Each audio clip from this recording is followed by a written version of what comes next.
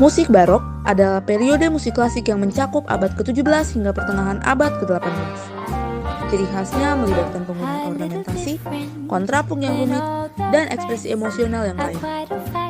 Gaya ini mencakup musik gereja, orkestral, kamar musik, dan opera dengan kecenderungan untuk menggabungkan elemen dramatis dalam komposisi. Nah, kalian penasaran kan? Gimana sih sejarah musik barok? Yuk teman-teman, kita dengerin bersama-sama.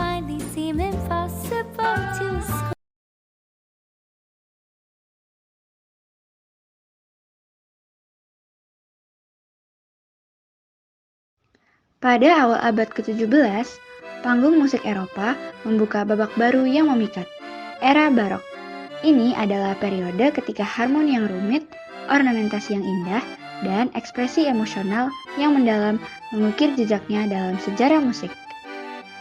Cerita ini dimulai di Italia, di mana para komponis seperti Claudio Monteverdi mengeksplorasi gaya monodik, memunculkan melodi tunggal yang terinspirasi, didukung oleh akompanien.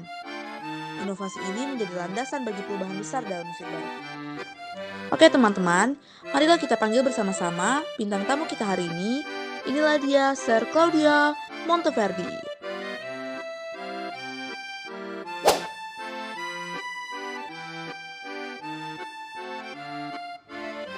Seperti yang kita ketahui, Sir Claudio merupakan perintis musik di zaman barok. Nah, sekarang mari kita dengarkan Sir Claudio yang akan menceritakan sejarah masa lalunya sebagai perintis musik di zaman barok. Baiklah, akan saya ceritakan. Saya, Claudio Monteverdi, lahir di Cremona, Italia tahun 1567. Saya tumbuh di tengah keluarga yang mencintai musik. Karya-karya saya dalam madrigal benar-benar jadi mood booster dunia.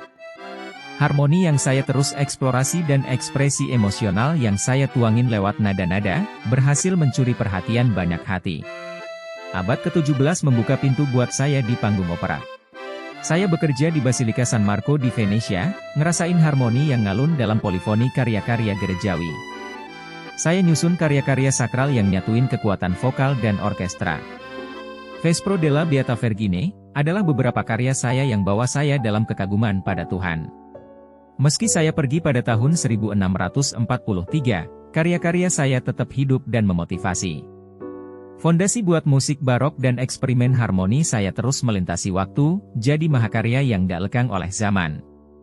Saya, Claudio Monteverdi, bukan cuma saksi, tapi jadi bagian dari evolusi musik klasik yang selamanya kece. Wah, setelah dengerin ceritanya, ternyata Sir Claudio benar-benar luar biasa dan sangat menginspirasi ya teman-teman. Terima kasih banyak Sir Claudio atas informasinya. Tidak masalah. Terima kasih kembali. Sementara itu, di Venesia, Antonio Vivaldi memelopori pengembangan konser sebagai bentuk musik yang lebih terstruktur. Kecakapan Vivaldi dengan biola terkenal melalui karya-karyanya yang penuh semangat. Vivaldi, seorang biarawan yang berbakat. Ia melampaui batasan kehidupan monastik untuk mengejar panggilan musiknya.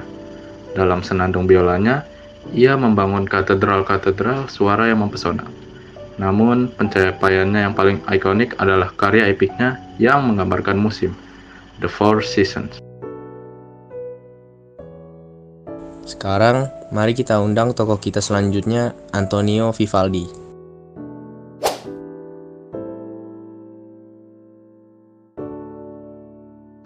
Nah, sebagai tokoh sejarah dalam musik zaman barok, yuk Sir, ceritakan pengalamannya dalam mengukir sejarah di musik zaman barok. Baiklah teman-teman sekalian, akan saya ceritakan.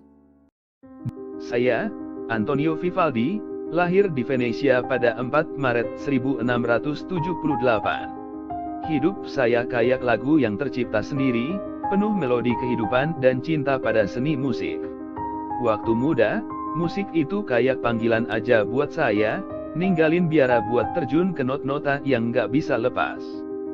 Jadi maestro di Ospedale della Pietà, itu pengalaman yang keren banget bagi saya. Saya jadi kapten orkestra anak-anak yatim perempuan yang berbakat. Bikin harmoni dari kehidupan yang gak selalu seindah lagu. The Four Seasons, karya yang lahir dari kagum saya pada keajaiban alam, jadi semacam soundtrack hidup saya. Tapi teman-teman, hidup itu nggak melulu melodi indah. Saya hadapi zaman sulit, masalah keuangan, dan kritikan pedas buat karya-karya saya. Tapi semangat saya nggak padam, teman-teman. Opera saya, seperti Orlando Furioso, jadi lompatan besar dalam eksplorasi musik dramatis. Tanggal 28 Juli 1741, saya pergi dari dunia ini. Tapi catatan biolaku terus nyanyi lewat waktu. Lewat melodi itu, saya harap bisa ngeisi dunia dengan keindahan dan emosi, merangkul hati para pendengar, dan ninggalin warisan musik barok yang selalu diingat. Asik banget, kan? Anda benar-benar menjadi bagian yang tak terpisahkan dari evolusi musik klasik. Terima kasih atas kontribusi dan inspirasi yang Anda berikan, Sir Claudio Monteverdi. Ya, Baiklah teman-teman terima sekalian, kasih kembali. akan saya ceritakan. Ya, Puncak musik barok tiba di Jerman, tempat karya-karya megah Johann Sebastian Bach dan George Friedrich Handel berkembang pesat. Di gereja Lutheran, kantata dan musik koral mencapai puncaknya, sementara orkestral dan kamar musik memberikan hiburan yang luar biasa. Sir Bach merupakan seorang penyusun yang penuh dedikasi, mengejar kecemerlangan dalam setiap nafas musiknya. Kehidupannya adalah sebuah simfoni, dimulai dengan karyanya yang pertama hingga mengukir namanya di sepanjang waktu. Nah, saat ini kita undang tokoh spesial kita, Johann Sebastian Bach. Ini dia.